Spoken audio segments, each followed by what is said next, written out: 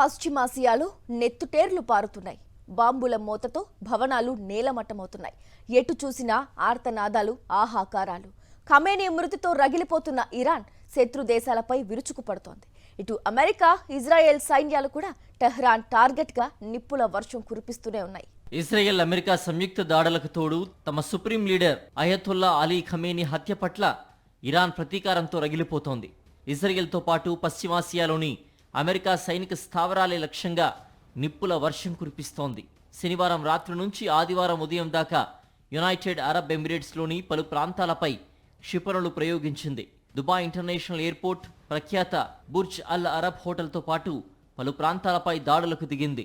Drone దాడిలో హోటల్లో స్వల్పంగా మంటలు చెలరేగాయని, వెంటనే ఆర్పేశామని, ఎలాంటి ప్రాణనష్టం జరగలేదని దుబాయ్ ప్రభుత్వం ప్రకటించింది.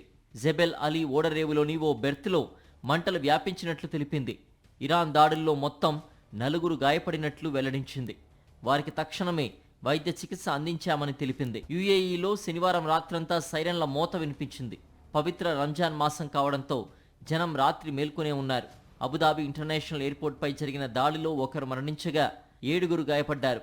అయితే ఈ దాడిని అబుదాబి ప్రభుత్వం ఇంకా ధృవీకరించలేదు. దోహాలో డజన్కు పైగా పేలుళ్లు సంభవించాయి. అమెరికా నౌకలకు మందుగుండు సరఫరా చేసే నౌకపైన ఇరాన్ దాడి చేసింది. శనివారం బాలికల పాఠశాలపై జరిగిన దాడిలో మృతుల సంఖ్య 185కు పెరిగినట్టు ఇరాన్ తెలిపింది. మరోవైపు యుఏఈ సైన్యం ఎదురుదాడికి దిగుతోంది. ఇరాన్ ప్రయోగిస్తున్న క్షిపణులు, డ్రోన్లను నేలమట్టం చేస్తోంది. 165 బ్యాలిస్టిక్ క్షిపణులు, 541 డ్రోన్లను కూల్చివేసినట్లు యుఏఈ రక్షణ శాఖ ప్రకటించింది. తమ గగనతల రక్షణ వ్యవస్థ చురుగ్గా పనిచేస్తున్నట్లు వెల్లడించింది. ఘర్షణల నేపథ్యంలో పశ్చిమాసియా అంతటా విమానాల రాకపోకలకు తీవ్ర అంతరాయం ఏర్పడింది. పెద్ద సంఖ్యలో విమానాలు రద్దవుతున్నాయి. దీంతో ఎయిర్పోర్ట్లో జనం పడిగాపులు గాస్తున్నారు. ఇరాన్ దాడుల్లో ఇప్పటిదాకా 3 అమెరికా సైనికులు మరణించారని, 58 మంది గాయపడ్డారని ఆ దేశ రక్షణ శాఖ వెల్లడించింది. కువైట్పై ఇరాన్ ఇప్పటి వరకు 97 బ్యాలిస్టిక్ క్షిపణులు, 283 డ్రోన్లు ప్రయోగించింది. 3 కువైట్ సైనికులు గాయపడ్డారు. ఇరాన్కు చెందిన 49 డ్రోన్లను మధ్యలోనే అడ్డుకున్నామని జోర్డాన్ ప్రకటించింది. ఇరాన్ క్షిపణులు, డ్రోన్లను విజయవంతంగా నిర్వీర్యం చేసినట్లు బహ్రెయిన్, ఖతార్ సైతం తెలియజేశాయి. ఇజ్రాయెల్పై ఇరాన్ వైమానిక దాడులు ఆదివారం కూడా కొనసాగాయి. ముఖ్యంగా సెంట్రల్ ఇజ్రాయెల్, అక్కడి రక్షణ రంగ సంస్థల్ని ఇరాన్ లక్ష్యంగా చేసుకుంది. డజన్ల సంఖ్యలో రాకెట్లు ప్రయోగించింది. ఇజ్రాయిల్లో బెయిత్ షెమేష్లోని ఓ ప్రార్థనా మందిరంపై ఇరాన్ సైన్యం క్షిపణిని ప్రయోగించడంతో 8 మంది మరణించారు. 4 ఏళ్ల బాలుడు సహా 28 మందికి పైగా గాయపడ్డారు. జెరూసలేంకు 35 కిలోమీటర్ల దూరంలో ఈ ఘటన జరిగింది.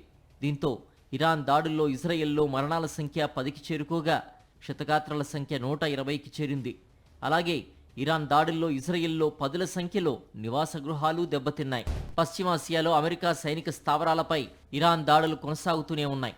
సౌదీ అరేబియా, దుబాయ్, ఖతార్ తదితర దేశాల్లోని 27 సైనిక స్థావరాలపై దాడులు చేసినట్టు ఇరాన్ పేర్కొంది.